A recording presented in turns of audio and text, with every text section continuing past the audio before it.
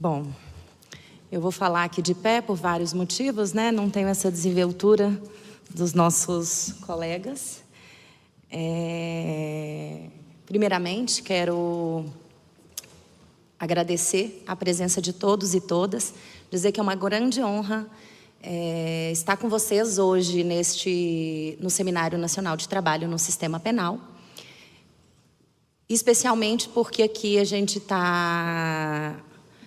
forma um grupo, né, que agrega tantos profissionais que trabalham intimamente na área da segurança pública, da área, né, e aí a gente está falando dos policiais penais, servidores que são responsáveis pela segurança das unidades, e também por servidores que são das diversas carreiras, né, que compõem aí os serviços penais e que estão hoje gerenciando as áreas e as atividades relacionadas à reintegração social. É uma grande honra estar com vocês hoje. Bom, falar sobre polícia penal e prevenção à criminalidade... Opa, estou igual a você, Cíntia. Não funciona comigo.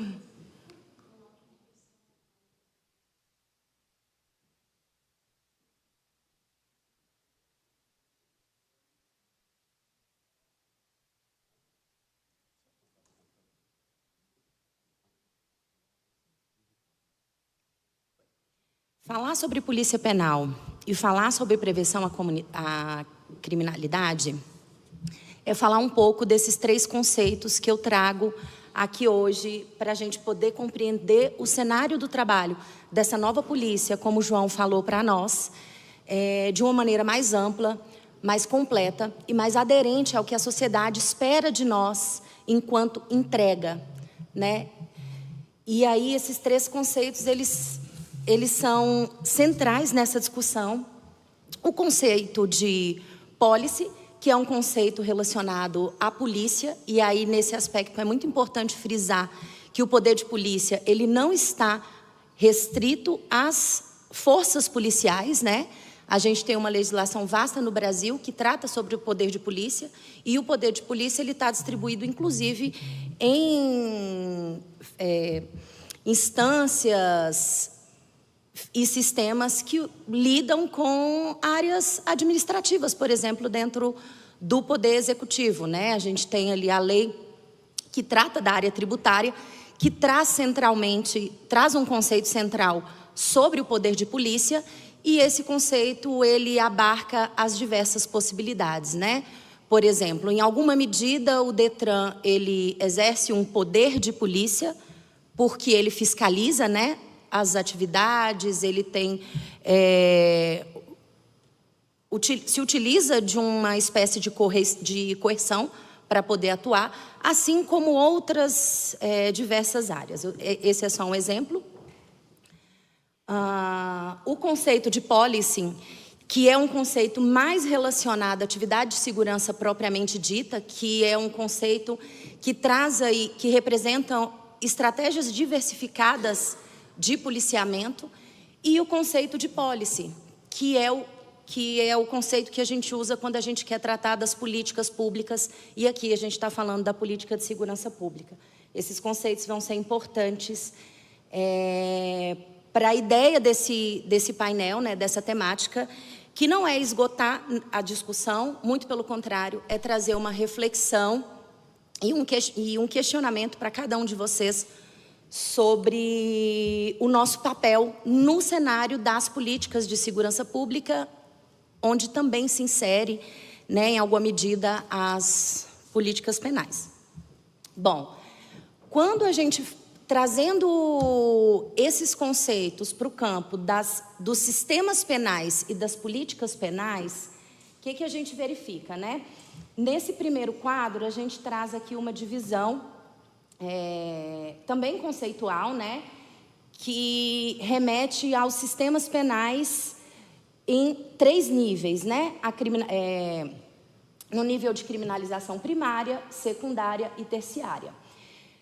Aqui, nesse primeiro quadro, a gente pode identificar uma série diversificada de atores, né? Ou seja, a política penal, ela não se faz nem só com polícia, ela se faz com um conjunto de atores muito maior. Quando a gente trabalha no campo da criminalização primária, que é o campo que define os comportamentos que são tipificados, né, a gente está falando de uma atuação do Poder Legislativo, que é o poder que exerce, né, um pedaço da democracia, um pedaço do nosso poder democrático, né, da democracia representativa. E ali... Gente, tem alguém me ligando. E aí, quando a gente avança para a criminalização, para o sistema penal no campo da criminalização secundária, a gente está falando sobre aquelas instituições públicas, aqueles atores que trabalham no campo da persecução penal, né? Ou seja, já existem eventos e aí a gente está falando da Polícia Civil, a gente está falando do próprio sistema de justiça criminal e é uma diversidade de atores que compõem esse sistema de justiça criminal. Ministério Público, Poder Judiciário, entre outras instituições para além da polícia. E no sistema penal, e nessa dimensão dos sistemas penais da criminalização terciária, a gente está falando dos órgãos e das instituições que trabalham com aquelas pessoas que já tiveram conflito com a lei. Então, é nesse campo que se insere o trabalho dessa polícia penal que é nova, né, que se estabelece no mundo jurídico no Brasil a partir da Emenda Constitucional 104, que é resultante de um trabalho muito árduo e hercúleo, principalmente das forças sindicais, dos servidores penais que executam um trabalho secular dentro dos espaços prisionais. Quando a gente passa para o campo das políticas públicas, a gente percebe, a gente tem aí outras 3 dimensões que estão relacionadas a quem recebe essa política, né? Não só não os atores, mas para quem essa política se destina. E aí a gente percebe que tem esse paralelismo, né? Nas políticas de prevenção primária, a gente está falando das pessoas em geral, para quem são dirigidas, né, essas normas e essas leis penais que são formuladas pelo Poder Legislativo, né? Ou seja, a gente está falando de todos nós aqui, de qualquer cidadão. Quando a gente passa para o campo secundário, a gente está falando para grupos. Essas políticas elas se dirigem, né, para grupos que já enfrentaram alguns riscos de envolvimento com a criminalidade ou com o processo de vitimização. Então, a gente está falando de crianças e adolescentes que praticaram atos infracionais, enfim, tem um outro campo. O campo que nos interessa é o campo das políticas de prevenção terciária. Por quê? Porque é o campo em que as políticas se destinam para as pessoas que se envolveram no crime e estão passando pelo processo de responsabilização penal. Ou seja, a gente está falando das pessoas privadas de liberdade e das pessoas também que estão cumprindo alguma medida ou alguma pena alternativa. Por que esses conceitos eles são importantes? Justamente para que a gente compreenda que o nosso trabalho ele não começa e ele não se encerra unicamente nas atividades de policiamento, aquelas atividades mais voltadas para a segurança propriamente dita, que são aquelas atividades mais evidentes quando a gente pensa numa polícia. E para nós isso é muito importante pensar e refletir, porque a gente, apesar, né, das múltiplas regulamentações locais que a gente já teve, né, depois da institucionalização das polícias federal, penal federal, estadual e distrital, a gente percebe que essas polícias, elas fazem parte de um sistema que promove segurança pública dentro do cenário das políticas penais. E aí eu trago essa figura para mostrar que essas políticas penais, elas estão no centro de políticas de justiça que envolve o sistema de justiça criminal, do qual a gente já tratou, já falou um pouco inicialmente, com as políticas de segurança pública, que não se resume em políticas de policiamento, né? Muito pelo contrário, hoje o Estado moderno e o pensamento moderno sugere que essas polícias elas precisem ser profissionalizadas para que a gente consiga fazer as entregas que a sociedade espera de nós, e as políticas de proteção social, em que conjunto de políticas em que se insere as políticas de trabalho, né? Quando a gente fala de proteção social, a gente está falando de garantias de direito, a gente está falando de cidadania, então a gente está falando de saúde, de educação, de assistência social e de trabalho, né?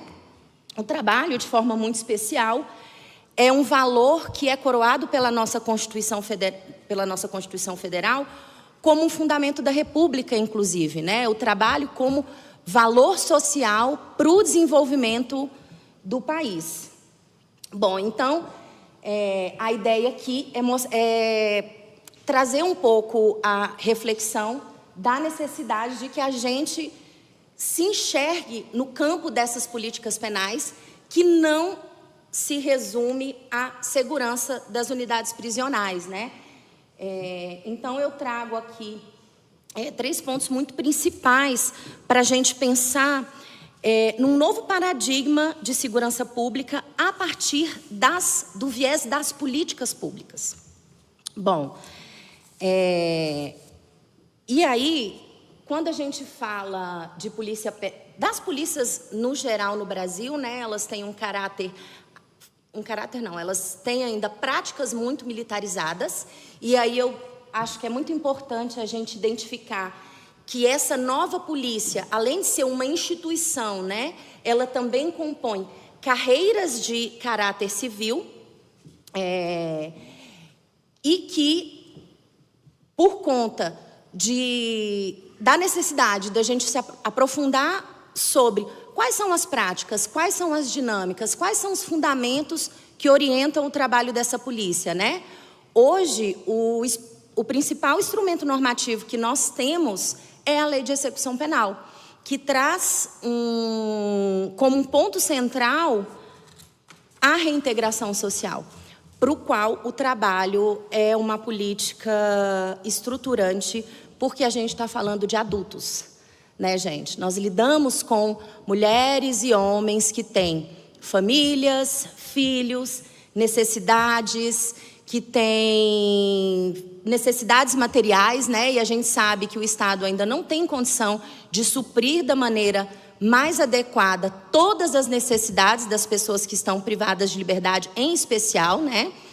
Prova disso é que nós estamos, esse ano de 2024, imbricados num desafio conjunto, né, que é de todos nós, que é enfrentar as questões que determinaram a decisão do STF em relação ao estado de coisas inconstitucional no sistema prisional. Ou seja, essa é uma oportunidade para que a gente não naturalize o contexto de violação de direitos que a gente vivencia dentro do cárcere. E essas violações de direitos, elas atingem também os servidores, né? Hoje, nós temos aí um hercúleo trabalho científico que mostra que a atuação profissional das polícias, em geral, elas têm um reflexo no campo da saúde, em especial da saúde mental. E para nós que atuamos dentro do cárcere, os impactos da nossa profissão, eles são aviltantes em relação à nossa saúde mental, né? A gente tem aí questões que estão totalmente relacionadas à saúde ocupacional e que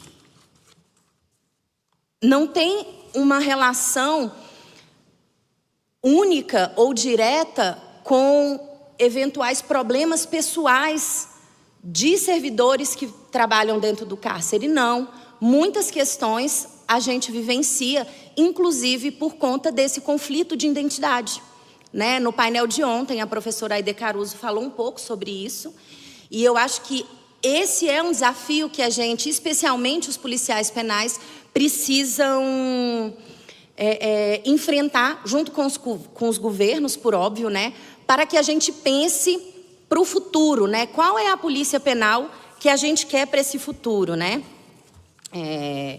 Tanto no que se refere a conferir um sentido para o nosso trabalho, um sentido em que a gente consiga enxergar os resultados positivos, né? Hoje aqui, tanto na fala do Abel quanto na fala do Dr. Rito, a gente fica muito feliz quando a gente percebe, né, que alguém entrou no cárcere de uma determinada forma e ele saiu. Entrou com o ensino fundamental e saiu com o ensino médio, entrou analfabeto e saiu ali com alguma instrução escolar. Ou seja, a gente lida com um grupo de pessoas que não foram alcançadas pelas políticas públicas, né? E aí, especialmente falando desse imbricamento que existe entre educação e trabalho, é um desafio muito grande, né? Não é uma questão simples e preparar para liberdade, preparar para a socialização. Existe uma série de atores que não apenas a polícia, né? Quando a gente fala de saúde, a gente está falando da PENASP, a gente está falando de uma rede que atravessa tanto as políticas de saúde quanto a própria sociedade civil. Quando a gente fala da educação também, a gente tem um conjunto de professores que estão dentro das escolas, na sua área de profissionalização, executando aquele trabalho voltado à educação formal, né? A educação escolar, especificamente aqui tratando. E é a mesma situação em relação às políticas de trabalho. O doutor Rito foi muito assertivo quando traz a necessidade de articulação ali como uma premissa do trabalho da alta gestão, mas essa é uma premissa do trabalho para quem também exerce o papel de implementação de políticas públicas na burocracia de rua, ou seja, naquele campo em que as políticas são implementadas diretamente com o cidadão. E aí a gente está falando do nosso trabalho dentro da prisão, porque o assistente social, o professor, o policial é considerado um burocrata de rua, né? Que é um termo que é utilizado na literatura de políticas públicas para tratar desse corpo de servidores que trabalha diretamente com o cidadão em qualquer campo de políticas públicas, mas também para aquelas pessoas que estão na burocracia média, né? Aqui tem uma série de gestores de trabalho que eu tenho certeza que passam grande parte do seu expediente fazendo reuniões, articulações e um trabalho de diálogo com os diversos atores. Então, é muito importante enxergar,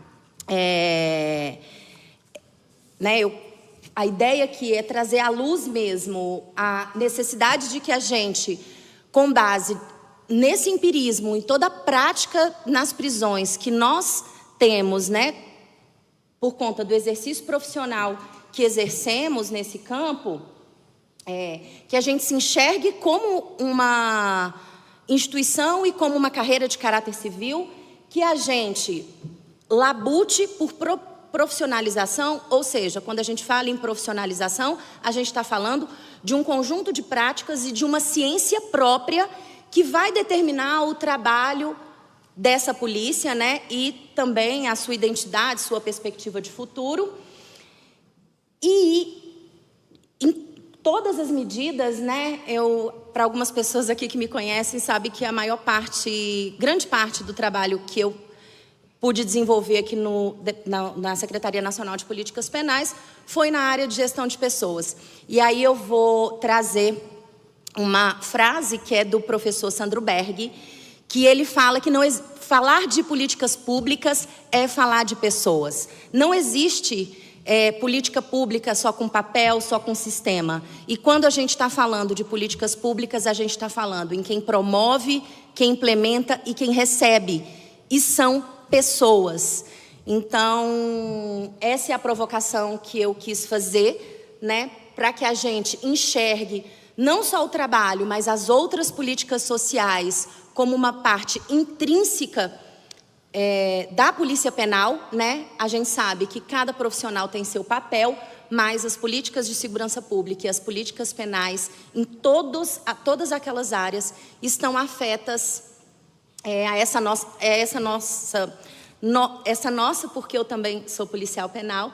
Então, essa nossa nova polícia, que, como disse o Abel, tem muito a entregar, a mudar e a oferecer para esse país. E esse papel, ele não se encerra no Intremuros. Aquelas figurinhas ali são justamente para representar uma parte do que a gente faz, né? A gente não trabalha unicamente em Intramuros. Existe um campo todo ainda precário de atuação nas políticas penais que precisam ser pensadas para além do cárcere, e esse desafio, ele atravessa as nossas práticas e essa nossa nova polícia. Obrigada.